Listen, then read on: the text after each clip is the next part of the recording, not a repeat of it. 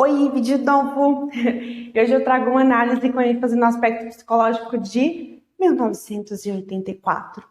Esse livro fala de um partido que se sustenta com base em altas doses de covardia, alienação mental, manipulação através do medo, coerção e punição, dicionário de nova fala, controle total da vida do indivíduo, espionando seus principais sintomas psicológicos como insônia, crises de ansiedade e somatização, um controle que chega à proposta de abolir o orgasmo e de qualquer outra forma de lazer e diversão. Controle da comida e manipulação de fatos históricos também estão por aqui.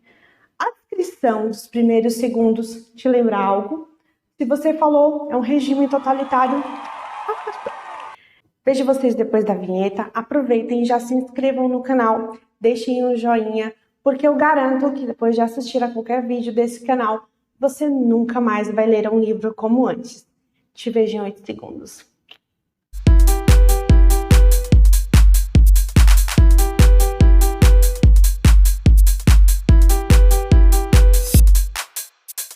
« 1984 é uma distopia, e distopia é basicamente a criação de um contexto fictício onde predomina a opressão do Estado sobre o indivíduo em todas as suas escolhas.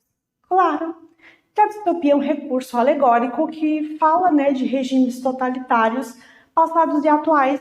Um atual, por exemplo, é o caso do regime que está na Coreia do Norte. O Orwell, ele só não cita os nomes de forma direta, mas você consegue estabelecer paralelos claros ao ler esse livro.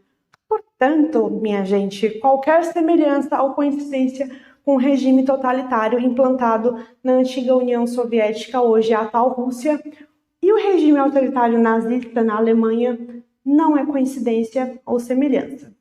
Vamos acompanhar aqui a rotina de trabalho e vida pessoal do protagonista Winston Smith, dentro desse regime opressor ao extremo, e o quanto ele e todos aqui nesse livro têm suas vidas, incluindo sua intimidade, totalmente reprimida, daí o nome totalitarismo. Vou começar essa análise, também falando um pouco do autor e de como eu vejo um pouco da personalidade dele, 1984 foi lançado em 1949, então vocês já perceberam que Orwell ele quis conversar com o futuro, O que mostra que a partir dessa construção da história, a personalidade dele se revela como uma tendência ao pessimismo em relação ao futuro, E eu já tinha falado da personalidade do Orwell a partir do livro A Revolução dos Bichos, o qual eu até falo qual bichinho é o Orwell. Eu vou deixar o link do vídeo aqui na descrição, no primeiro comentário fixado. Vou deixar também uma análise completa e política do livro A Revolução dos Bichos. 1984 e A Revolução dos Bichos são livros bem parecidos, A diferença é que ele só usou recursos alegóricos diferentes. Em 1984 temos uma distopia e na Revolução dos Bichos nós temos uma alegoria ao qual ele usou bichinhos, que remetem sim a pessoas que existiram. Características do totalitarismo, desse livro. Líder carismático. Orwell não deixa claro se o grande irmão é uma pessoa, é uma ideologia, é uma entidade, enfim. Assim, o grande irmão, na minha perspectiva, ele é o partido como um todo. Embora muita gente também não saiba, o reality show Big Brother, que tem variações no final a depender do país, no caso que é Big Brother Brasil, foi inspirado nesse personagem do grande irmão dessa distopia. O grande irmão ali no Big Brother é o apresentador, mas não só. Pode ser toda a produção também, na medida em que na edição das imagens do que vai ao ar, existe uma série de cortes e, portanto, dá para retirar falas e deixá-las fora de contexto, dá para manipular como as imagens sobre o participante vai despertar emoções diversas no público, etc. Não vou me estender muito, porque eu fiz uma análise psicológica do porquê que o BBB e a Fazenda tem tanta audiência, e vou deixar mais um link aqui abaixo na descrição, no primeiro comentário fixado. Próxima característica, autoritarismo e controle. Os membros que ascendem ao poder são pessoas que estão sempre em iminente estado de desconfiança. Por isso a sua defesa é o autoritarismo e o desprezo pelas expressões de arte que remetem à sensibilidade e ao pensamento crítico. O Estado totalitário não quer só poder, né? Ele não busca só poder, mas formar também novos homens. E a obediência deveria ser absoluta, não só da ação, como também do pensamento. Daí é preciso fazer reformas na educação que serão viabilizadas pela propaganda. Inclusive, na análise psicológica que eu fiz da Revolução dos Bichos, eu falo as diferenças entre regimes totalitários e regimes autoritários. A próxima característica é se aproveitar de um momento vulnerável, abre aspas, crise, fecha aspas. Muitos partidos totalitários ascendem em países com crises econômicas, desemprego e alta inflação. Nesse cenário de muita insatisfação, um líder carismático, persuasivo, ultranacionalista e com promessas do que as pessoas querem ouvir, encontra um campo fértil para crescer. Isso é um fato histórico, mas nesse livro a crise, na maioria das vezes, é manipulada. Mesmo que não exista a tal crise, eles criam a partir de estatísticas criadas com base em vozes da cabeça deles? Não, tô brincando. Eles criam essas estratégias com base no maior medo das pessoas, porque medo é uma característica que impulsiona, é uma emoção que impulsiona, porque está ligado ao nosso instinto de sobrevivência. Essas estatísticas, né, estão pensadas com um objetivo bem claro e definido de manipular a opinião e o pensamento das pessoas. Assim, a população pensa que sem o regime e controle do grande irmão, eles estariam vivendo muito pior. Outra característica é propaganda e fake news. E o Ministério da Propaganda se encarrega de disseminar as falácias e assim reforçar seu poder e conseguir mais controle. Como vocês podem ver, fake news não é tão contemporânea. O partido tem 3 slogans que são disseminados pelo Ministério da Propaganda: guerra é paz, liberdade é escravidão, ignorância é força. O Ministério da Paz promove a guerra. O Ministério da Verdade conta mentiras. O Ministério do Amor tortura. Trazendo para hoje, será que o Ministério da Justiça faz justiça? Será que os militares responsáveis pela segurança promovem segurança? Outra característica é dividir as pessoas. Existem aqui 3 potências que estão em guerra: a Oceania, a Eurásia e a Lestásia. As guerras entre a Lestásia e a Eurásia dividiam as pessoas. E as pessoas divididas são mais fracas e vulneráveis do que as pessoas unidas. A gente pode fazer um gancho com as eleições que aconteceram agora no segundo turno. E a vitória, né, ficou super acirrada, né? Tivemos metade das pessoas defendendo de maneira irracional um candidato e outra metade rebatendo. Às vezes embasada de maneira irracional também. Essa guerra de 2 ideologias que a gente viu agora nessa última eleição, ou guerras de vaidades também, em busca de consolidação de poder, ela está acontecendo agora, né? Vocês sabem exatamente do que eu estou falando. A Oceania é uma sociedade de classes divididas em núcleo do partido, partido externo e proletas. Outra característica do regime totalitário é ter um único partido. O protagonista aqui, Winston Smith, ele é membro do partido externo, que trabalha no Ministério da Verdade, abre aspas, da mentira, fecha aspas, como falsificador de registros históricos. Como, por exemplo, reescrever o passado com uma biografia bem enviesada e dados estatísticos de que, apesar da comida ser escassa e de baixa qualidade, né, esses números manipulados trazem dados que a cada ano há mais comida e a qualidade de vida deles era muito melhor do que antes, né? As crianças eram obrigadas a denunciar seus pais. Isso é uma estratégia bem eficiente. Quanto mais cedo essas crianças aprenderem a amar o partido, mais chances de introjetar essa realidade como única. Afinal, o familiar é que causa o forte fenômeno da identificação e também consolida a identidade. Mas aqui a intenção é aniquilar a identidade individual em detrimento de formar a identidade do coletivo. Costumo pensar, inclusive, que a atual realidade que a gente tem hoje, né, com muita discrepância aí social, só quem pode mudar é quem ainda não nasceu ou tem menos de 1 ano de idade. Mais idade do que isso, as bases da personalidade já estão em processo de estruturação. Há quem já esteja fazendo diferença sim, mas é uma minoria. Então, ou seja, se a nossa realidade está do jeito que está hoje, né, Inclusive, eu acho que até é uma das mensagens aqui de 1984. Só quem consegue mudar essa realidade são as crianças. Por isso que as crianças são sempre o foco aqui também desse livro, para elas denunciarem os seus pais.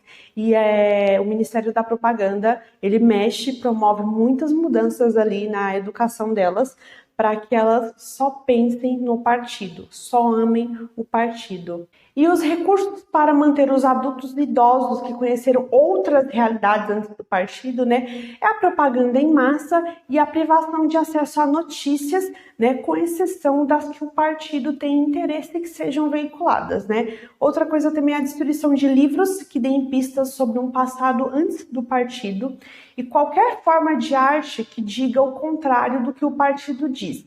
Isso sem contar que os rebeldes sumiam do mapa. E quando eu digo isso, eu não falo só de torturar para conseguir informações ou matar, mas as identidades dessas pessoas, né? O que construíram antes, se tiveram família antes, nem seus nomes eram mais pronunciados. Era como se essas pessoas nunca tivessem existido. Inclusive, uma curiosidade para quem não sabe, Freud foi judeu e teve que sair de Viena às pressas para não ser levado para os campos. Inclusive, ele teve irmãos que morreram em campos de concentração. E aí ele buscou refúgio na Inglaterra e quando ele estava lá, ele tem uma frase famosa, mais ou menos assim a frase, que eu não trouxe a frase, né? Hoje queimam meus livros, em outras épocas eu seria levado à fogueira, né? O que nos leva também aqui a mencionar uma outra característica do regime totalitário, que é destruir a arte. Então, livros foram destruídos e o passado era constantemente refeito, de modo que qualquer boa intenção favorável às manobras do partido parecesse uma criação do grande irmão, como, por exemplo, ali o helicóptero. Outra característica é policiais infiltrados. Dá para fazer um paralelo com a KGB, que acabou junto com a queda da União Soviética, e que inclusive o atual presidente da Rússia, o Putin, foi agente. A KGB foi bem conhecida pelos métodos repressores cruéis para eliminar potenciais opositores. Mas claro que com a extinção da KGB surgiu outras formas de investigar crimes internos. Bem, esses policiais infiltrados, eles penetram em todas as camadas da sociedade e, portanto, ninguém sabe em quem confiar. Logo, expressar ideias de oposição pode ser fatal. Você não sabe se está falando com alguém que pode ser um aliado em uma revolução ou se está falando com alguém que está camuflado justamente para sufocar e eliminar qualquer raiz, pequena ideia ou movimento de pessoas com estratégias que vão ali contra o partido e que estejam em movimento ali de planejar uma revolução. E aqui, há policiais infiltrados, tipo aqueles livros de suspense psicológico, que você não sabe quem é o assassino e desconfia de todo mundo? Pois é, a realidade de 1984 é tipo isso.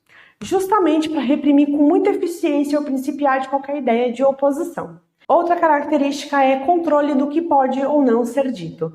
Existe um dicionário Nova Fala, cujo objetivo era restringir a quantidade de palavras para as pessoas terem dificuldade de questionar as decisões do partido e também não conseguirem encontrar palavras para expressar como se sentem.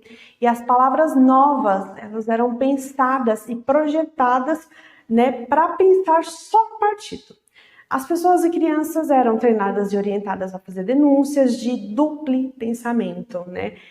Abre aspas, isso aí é do dicionário Nova Fala, ou seja, pessoas que de alguma forma nutriam ideias contra o partido incentivava que quem estivesse perto e percebesse, denunciasse. Já me perguntaram, inclusive, com qual ideologia política o Orwell simpatizava.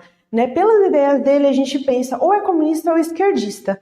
E, de acordo com pesquisas que eu fiz sobre a vida dele, ele não se considerava nenhum dos dois. Tá? Ele se denominava como alguém que se identifica com a ideologia da esquerda dissidente. Muitas pessoas acham que totalitarismo tem a ver ou só com regimes de esquerda ou só com regimes de direita. Mas, na verdade, o totalitarismo é uma distorção das ideologias em benefício do poder ao estimular o pensamento único, ou seja, a castração da subjetividade e das ideias de oposição. e todos tendo a mesma ideologia, isso gera uma despersonalização na identidade, né? Todos serão alienados, assim mais fácil de se controlar. E um exemplo disso são os regimes totalitários de esquerda, do Stalin, regime totalitário de direita do Mussolini. Então percebem que o totalitarismo ele é uma distorção da ideologia. Então o totalitarismo pode vir de qualquer lado, até mesmo de alguém que tem uma ideia ou um projeto que é genuinamente de primeira olhada, assim, é incrível e parece que vai ajudar todo mundo.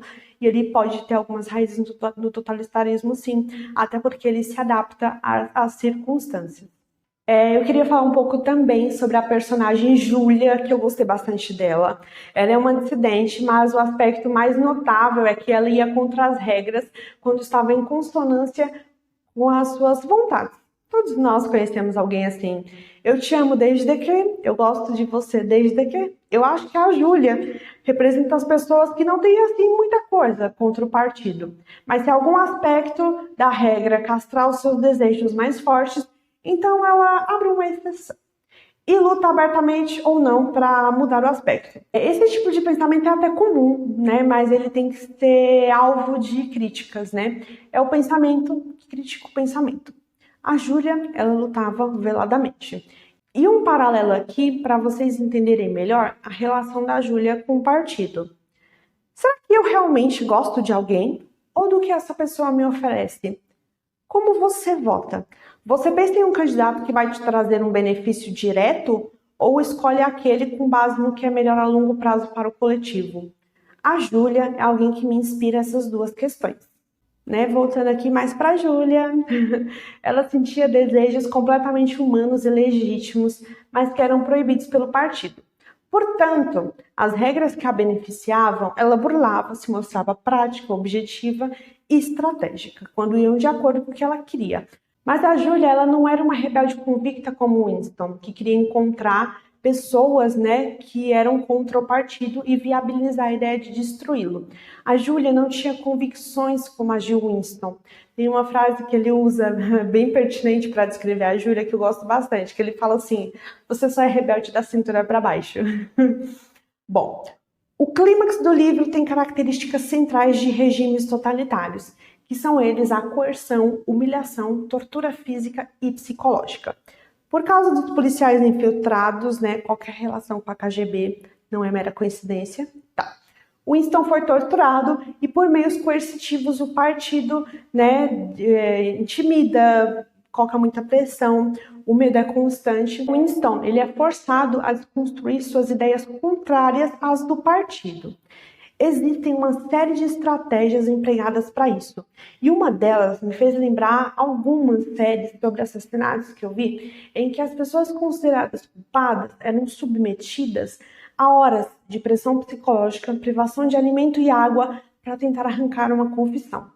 Essa estratégia é problemática porque, no fim, muita gente confessou crimes que não cometeu. Inclusive, tem uma série da Netflix que fala sobre isso, que é Olhos que Condenam. Eu vou deixar um pouquinho falando mais sobre ela aqui embaixo. Assistam, porque vale a pena. É uma série bem triste, é uma série baseada em fatos.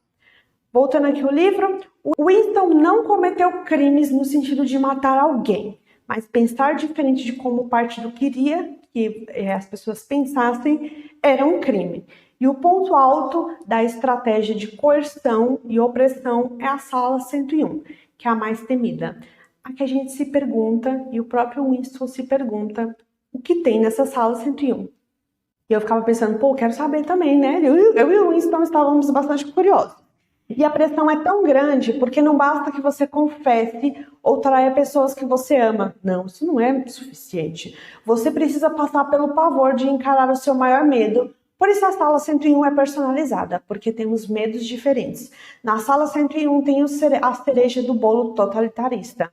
Você se torna o que querem que você se torne apenas para se livrar de viver e encarar o seu maior medo. Orwell acredita que quando se trata de poder, somos corrompíveis. Por mais que no início as ideias sejam boas e pense no coletivo, para Orwell o poder se alimenta do poder. E a escala mais alta aí das necessidades da teoria de Maslow Quando alguém tem poder, essa pessoa antes já conseguiu ter todas as suas necessidades satisfeitas. Dinheiro já não é mais um problema. O poder corrompe porque se alimenta da vaidade, da retaliação, da vingança, da destruição, que são instrumentos que alimentam a ilusão de superioridade. Tem uma frase do Paulo Freire que fala, abre aspas, quando a educação não é libertadora, o sonho do oprimido é ser opressor. Fecha aspas. Essa frase sintetiza o que Freud chamou de identificação com o agressor. E outra que também contém a mesma ideia, que não sei o autor, mas ela diz, abre aspas, ex-escravos são os melhores capatazes, fecha aspas. O diferente incomoda, e a depender da idade mental de quem está no poder, vou repetir de novo, a depender da idade mental de quem está no poder, só precisa apertar um botão, fazer uma ligação, e a ferida narcisista para de doer. Mas só temporariamente, depois outra coisa incomoda, e outra precisa de mais controle, precisa extinguir umas pessoas aqui, outras ali, e todo mundo tem que pensar igual, é uma obsessão. Quem destrói também tem medo de ser destruído. É isso, eu já tinha feito uma resenha desse livro antes, mas eu quis refazer porque dava para melhorar muito o conteúdo e esse tinha sido o primeiro vídeo que eu fiz usando o microfone e acabou pegando a estática e, enfim, só descobri como tirar esse barulhinho da estática depois, por isso estou refazendo esse vídeo. Não é o mesmo conteúdo, eu fiz alguns acréscimos, tá? Então são parecidos, mas esse aqui tá bem mais completo. Vou deixar, inclusive, fixado na descrição e no primeiro comentário o link para vocês adquirirem de forma gratuita o prólogo, mais os 5 primeiros capítulos do meu livro. É isso. Muito obrigada a quem ficou até aqui. Comentem aí. Inclusive, quando eu postei o vídeo desse livro, a resenha psicológica, foi um dos vídeos mais vistos aqui do canal. Enfim, gente, peço desculpas, tá? Esse aqui tá muito melhor. Se vocês já gostaram do outro, vão gostar muito mais desse, porque não vai ter barulho de estática. É isso, valeu quem ficou até aqui.